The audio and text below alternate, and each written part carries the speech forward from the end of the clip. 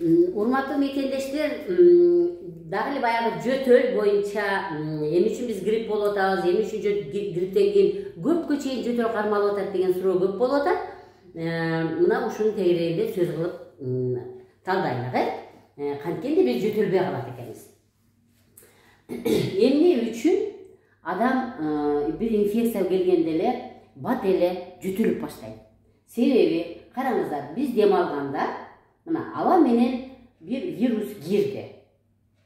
Ал кирип, мына жогорку мурун көңдөйүндө, жогорку дем алуу көңдөйлөрүндө ушул жерде жашайт, ушул жерде тамактанат, ушул жерде керектүү нерсени чыгара баштайт, анан кийин бронх өтүп барат, анан трахеяга кирет, анан бронхко кирет, анан өпкөгө өтүп кетет. Демек, ушул мурун көңдөйүнө киргенде эле, ошол мурун көңдөйүнө кирген күнү эле биз мурун көңдөйүнө күнүгө бизге бир керексиз нерсе, ошо инфекция киргенге аракет кылат экен. Демек, биз ошол жакты күнүгө эрте менен туруп, сөзсүз түрдө же сода суу менен, же перек суу менен, же туздуу суу менен. Сиз күнүгө көчөгө эшикке чыгып баратканда сөзсүз түрдө мурдуңузду пүркүп, ошол менен чайкап, оозуңузду чайкап, мурдуңузду чайкасаңыз, сизге көчөгө чыгып, бирөө түшкүрсө дагы кирген болсо, бул жерде щелочь деген чөйрө болуп турат дагы, кирген инфекция ушул жерден эле алар дальше бизге өтпөй калат да. Мына жакшы болуш үчүн, жакшы болуш эмес, мындай оорубай калыш үчүн эң биринчи биз күнүгө эч бир күн калтырбашыбыз керек. Күнүгө мурун көңдөйүн, ооз көңдөйүн күнүгө биз чайкап турушубуз керек экен. Эми, хорошо, сиз чайкабай калдыңыз, ал өтүп кетти. Сизде ал жашап, ошол микроорганизм сизде жашап, бул жерде жашагандан кийин кан тамырга өтө баштайт. Кан тамырга өтүп, кан тамырдын ичине кирип, ал ошол жакта жашап, өзүнүн керексиз нерселерин чыгарып, кандын ичин булгап койду. Эми кандай кылышыбыз керек? Эми биз алардын жашоосун бузушубуз керек да. Алар эмне жейт экен? Алар бизде сүт, сахар, анан un азыктары. Ушулар жейт экен. Демек, чоң бала болобу, кичинекей бала болобу, чоң адам болобу, деги эле адамзат инфекция кирген мезгилде 3 продуктадан, 3 тамактан отказ кылып туруш керек экен. Мындан тышкары мен дайым силерге айтып келем, урматтуу мекендештер, мына ошол азыр кирип, кандын ичине кирип, канды булгагандан кийин кан тамырдын ичиндеги керексиз нерсени автоматтык түрдө без тамырга өткөрүлүп берди. Себеби мени ким угуп жүргөн болсо дайым билет, без тамырлар булар бизде канализациянын ролун аткарат экен. Демек бизге кирди инфекция, микроб кирип башка жер мезгилде, азыркы мезгилде значит вирус кирип аткан болсо, вирус кирген болсо, ал бизде жашап аткан болсо, ал биздин каныбызды булгаган болсо, демек ошо булганган кан тазаланыш үчүн кереги жок нерсени безге өткөрүп берет экен. Ошон үчүн экинчи кийинки биздин задача биз без тамырларын түртүшүбүз керек. Без тамыр дүйнө жүзүндө безди тазалай турган таблетка да жок, укол да жок деп айтып келемин. Демек биз безди тазалаш үчүн сөзсүз түрдө бездерге массаж жасашыбыз керек экен. Ким мага келген болсо билет, биздеги без, биздеги канализация 4 жактан чогулуп келет. Бутуңуздун учунан чогулуп келип, акыры сөктүн артындагы венага куят. Эки колуңуздун учунан келип туруп венага куят. Баш жактан бүт керексиз нерсенин баары чогулуп, без менен чогулуп келип туруп венага куят экен. Өпкө жүрөктөгү бүт керексиз нерсенин баары келип туруп венага куят экен. Демек биз өзүбүздөгү канализация жолун тазалаш үчүн биринчи биз ушул лимфа массажы жасашыбыз керек экен. Лимфа массажын жасоо бул мына крышка унитаза дейт менин профессорумча. Демек канализационный системанын крышкасы ушул жерде жатат да. Ушуну биз ачышыбыз керек экен. Демек аны биз жөн эле мына кааласаңыздар, мына 4 колуңуздар менен мына сол жактан акырык сөөктүн үстүнө, жогору жагына, үстүнө жана астына коюп, 3 колду коюп туруп, мына кааласаңыздар 7 жолудан, экинчи жагында кылсаңыздар болот. Кааласаңыз 14 жолудан, кааласаңыздар 21 жолудан. Биринчи биз бүт келген канализационный чогулуп келген могу жерди ачып алышыбыз керек экен. Андан кийин сөзсүз түрдө моюнду жасашыбыз керек экен. Мына менин дагы убактым жок, урматтуу мекендештер. Мен күнүгө ушу адамдарга жардам берейин деп ушу прием болуп отурам. Анан мен дагы ушу адамдарга көрсөтүп атып эле жасайм мына. Мына сиз деле ушу бекер отурбастан жасай бериңиз. Так, андан кийин мына кулактан алып түшөбүз. Көрдүңүздөрбү? Мына. Көрдүңөр биз каяка алып келип атабыз? Биз унитазга алып келип атабыз, бүт барын агызып келип атабыз. Чоң адам болобу, жаңы төрөлгөн болобу, 4 күндүк болобу, 10 күндүк болобу, 1 жашар болобу, 10 жашар болобу, 20 жашар болобу, 80 жашта болобу, бардыгыныкын сөзсүз түрдө ушундай жасаш керек. Так, бул бүттү. Эми омурткадан алып келебиз. Көрдүңүздөр, омурткадан алып келебиз. Саламатсызбы? Бирок суроо бар да. Омурткадан алып келебиз. Кийинки көнүгүү демек биз носогубная складка деп коет. Биз ушул жердеги бездерди түртүп, ушулардын жолун ачышыбыз керек. Мына бош отурбаңыз, телефонду чукулабаңыз, андан көрө сиз мынтип сөз түрдө ушуну жасаңыз. Мына бул бүттү. Эми астыңкы жакты жасайбыз, караңыздар. Мына астыңкы жакта ушул жерде бездер болот. Демек биз ушул бездерди мына кулактын түбүнө чейин алып келип, анан кийин сүрүп чүрүп коюшубуз керек экен. Сөз түрдө биз мынтип басышыбыз керек экен. Караңыздар. Басып келебиз. Мына. Анан үстүңкү жак, бул жактын астынан сөбөк менен буларды байкап келебиз. Мына караңыздар. Алып келиппи? Эми муну сылап чүрүп коебуз.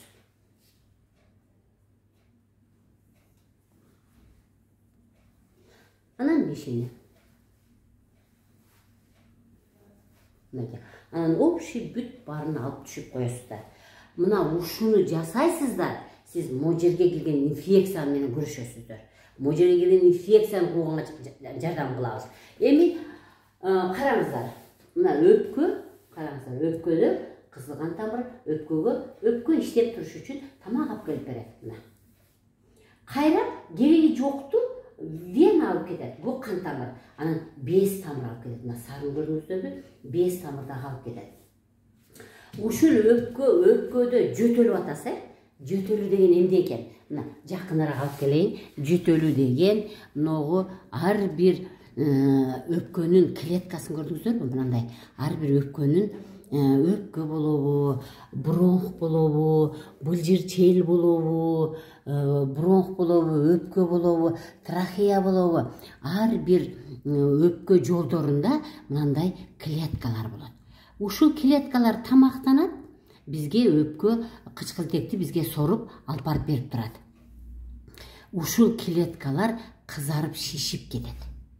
Кызарып шишиди деген сөз, ушунун ичине вирус кирип, жашап, ушул клетканы кызартып, өзүнүн заңдарын чыгарып, ушул клеткаларды кызартып, шишитип салды.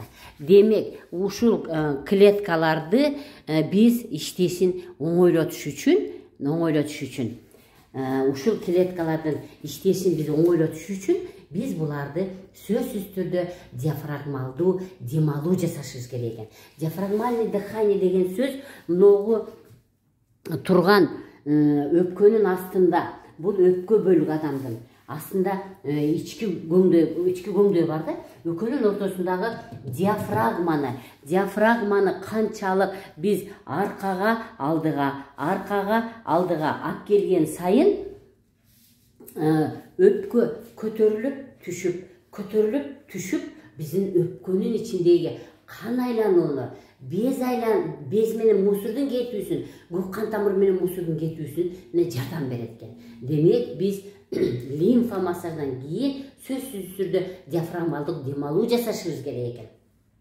Мындан тышкары ушул ич көңдөйү, мынакей, урматтуу мекендештер, ички көңдөйдөгү ашказан болобу, боор болобу, өт болобу, ичегилер болобу, ушулардын баары дагы кыйналып калат. Организмге кирген вирус ал деген кан тамырды айланып жүрүп, бир эле өпкөдө эле болбойт да. Ал кан айлануу бүт жактарда, денени бүт барында айланып жүргөн үчүн булар да жабыркай баштайт.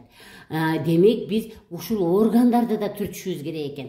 Ал үчүн биз висцералдык массаж жасашыбыз керек экен. Демек висцералдык массаж деген сөз курсактагы органдарды түрткүлө деген сөз экен да. Курсактагы ашказан кабы, ичеги кеби, бооргобу, өткөбү деги эле курсактагы жайгашкан органдарга жакшы кан барбай калган болгон болсо, демек биз аларды түртүп, потому что вирус кирип кандын ичин булгап атпайбы? Кандын ичин ылай кылып атпайбы?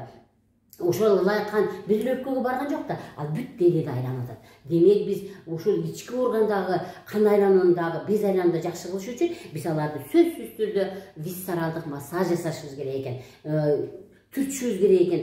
Кыймылдагыла, органдар иштегиле, кыймылдагыла деп түртүшүбүз керек экен. Эми кийинкиси сөзсүз түрдө мен дайым айтып келем, урматтуу мекендештер, биз өт башчасын түртмөйүнчө, uyku bizdi türtmöйүнчө, bizge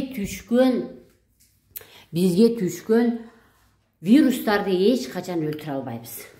Эң сонун менден сурашат да, мага эң сонун өттү чыгарып бере турган, эң сонун uyku безин согун чыгарып бере турган дары айтып койдуңузчу дейт да. Жок, андай дары жок. Андай дарыны Кудай таалам бизге өзүбүз менен кошо жардам берген. Эң жакшы ошо өттү чыгара турган чөп бериңиз дейт да. Жок, биз өтүбүздү өзүбүз түртүшүбүз керек. Өзүбүз ар бир тамак ичердин астында сөзсүз түрдө өт менен uyку безди түртүп, анан барып тамак ичишибиз керек. Анан тамак ичкенден кийин сөзсүз түрдө колду көтөрүш керек. Мына ушул 5 күнүмдүк көнүгүү деп коет. Безди түртүү, диафрагмалдуу дем алуу, курсак менен дем алуу, курсакты басуу, тамак ичердин астында өт менен uyку безди түртүү, тамак ичкенден кийин колду көтөрүү. 5 көнүгүүнү сиз жасай бериңиз, сиз жөтөлдөн кутуласыз. Жөтөлдөн качан жакшы болом, мага 2 жума болду, мен жата беремби деп сиз жата бербеңиз. Туруңуз, кыймылдаңыз, 5 көнүгүүнү жасаңыз. Мындан тышкары башында айткандай 3 тамакты жебеңиз. Сөзсүз түрдө суу ичип туруш керек. Мен сууну дайым безиндеп келем. Урматтуу мекендештер, кан, без, көк кан тамырдын ичинин эң негизгиси суу элейт. Демек сиз туруңуз, суу ичиңиз, тердеңиз деп безиндеп келем. Ошол эле пандемия мезгилиндеги ыкмалар азыр деле колдонуш керек. Ал бир эле пандемия мезгилинде эле колдонгон методдор эмес да. Бул деген деги эле адамзаты өмүр бою оорубай турган методдор. Бул ушул мен айткан 5 ыкма күнүмдүк жасала турган тамакты жөндөш керек, сууну ичиш керек экен. Эми кийинкиси сөзсүз түрдө ичегини тазалап туруш керек. Ичегини тазалоо деген сөз детокс деп коет. Значит, ичеги адамга керексиз нерсе киргенде ал бир аз кармалып калат да. Бир күн, 2 күн кармалып калгандан кийин ичеги ичидеги заттар, токсиндер бизге карай сиңип кетет. Ошон үчүн аларды чыгарып туруш үчүн мен кастор майын ичкиле деп айтам. Ич катып калдыбы? Жаш баланын температурасы чыгышы мүмкүн, жаман сезиши мүмкүн, беспокойный болушу мүмкүн, ыйлак болушу мүмкүн, түн уктабай коюшу мүмкүн. Демек, баланын температурасы чыкпаш үчүн, бала беспокойный болбош үчүн, жакшы тамак ичиш үчүн сөзсүз түрдө күнүгө баланын заңы чыгып атабы, чыкпайбы ошону карап турасыздар. Бир эле жаш бала эмес, чоңдорду да ошондой кылып турасыздар. Чоңдордун дагы күнүгө ичи өтүш керек, чыгыш керек экен, күнүгө заң чыгып, адам жеңил жүрүш керек экен. Эмнеге ичим ооруп атат дейсиңер да? Себеби деген канчалык сиз жөтөлгөн сайын диафрагманы түртүп, сиз жөтөлгөндө диафрагманы түртүп, сиз ички органдарды көбүрөөк кыймылдатып, ошонун тегерегиндеги булчуңдарга күч келтирип койгон үчүн сиздин курсагыңыз ооруп атат. Эмне үчүн мен жөтөлсөм курсагым ооруп атат дейт. Ал деген сиздин булчуңдарыңыз көбүрөөк иштеп койгон үчүн чарчап калды деген сөз. Сиз деле бир күндө катуу 10 км учурга барып келсеңиз, булчуңдарыңыз чарчап калат го. Ошол сыяктуу сиз жөтөлүп, курсактын тегерегиндеги брюшный полостогу, курсак ичибиздеги булчуңдардын tez иштешин алып келип, анан ошол жерде молочный кислота деп коет, ошо көбөйүп кеткен үчүн ал бизге оору берет да, мышцаларда молочный кислота көбөйүп кеткен үчүн ал бизде ооруларды берет. Демек, курсактын жөтөлүн деле ошо ичти басып, ичти саат жебеси менен жылдырып, майлап, арткы жактарыңарды, бел жактарды, сөзсүз булчуңдарды кыймылдатып, биз ооруну кетирсек болот экен. Урматтуу мекендештер, жөтөлдөн коркпоңуздар. Жөтөл бул биздин реакция. Бул бизге кирип инфекция. Анан ошо биздин клеткаларыбызды кызартып шишип салган үчүн, ошо кызарган клеткалар бизге кабар берип атат. Ай, мындай менден макрота чыкты, менден мындай керексиз нерсе чыкты, давай жөтөл. Муну чыгарып сал какырыкты деп, ал бизге жөтөл берет. Жөтөлдөн коркпоңуздар. Жөтөлдү кетириш үчүн мен азыр башында айткан бардык ыкмаларды колдонуңуздар. Сөзсүз түрдө бир эле безди жасаганда, безге массаж жасаганда жогорку эле бөлүктү жасап койбостон, кийинки экинчи, үчүнчү бөлүктөрдө жасаңыздар. Ал YouTube'да бар. Демек, өпкөнүн тушундагы кабырга арасындагы булчуңдарды түртүш керек. Себеби булчуңдардын арасында бездер кетет, кан тамырлар кетет. Мына ошол кандардын келишин жакшыртышыбыз керек өпкөгө, жана мусордун кетишин жакшыртышыбыз керек. Сөзсүз эле бул жерди жасап коюп эле, мен жакшы болбой атам деп турбаңыздар. Денени 3кө бөлүп жасагыла деп дайым айтамын. Демек, биринчи бөлүк бул акырекке чейин экен, экинчи бөлүк акыректин астынан киндикке чейинки бүт бездерибизди, кан тамырларыбызга массаж жасашыбыз керек экен. Үчүнчү бөлүгүбүз киндиктен ылдый, эки бутубуз менен кошо чат жактагы кан тамырларды жакшыртып, без тамырларынын кетүүсүн жакшыртсак, анан биз жөтөлдөн тезирээк кутулат экенбиз. Урматтуу мекендештер, мен силерге эрк каалайт элем да. Мен ар бир мекендешке эрк каалайт элем да. Сиздер ойлобоңуздар, мен азыр бир таблетка ичип койсом эле, мен азыр жөтөлүмү басып коет, анан мен ооруган жерим басып коет. Жок, андай таблетка жок. Мен дайым безилдеп келем. Алтын таблетка жок, алтын укол жок. Алтын колдоруңар менен, алтын ойлоруңар менен, сөзсүз түрдө силер өзүңөрдү кармалай берсеңер эле, сонун болуп кетесиңер. Сөзсүз түрдө эрк каалаймын, эрктүү болуп, мен айткан нерсени жасаңыз, анан бир жумадан кийин мага рахмат айтпасаңыз, мага келиңиз. Мен сиздерге ден соолук каалаймын.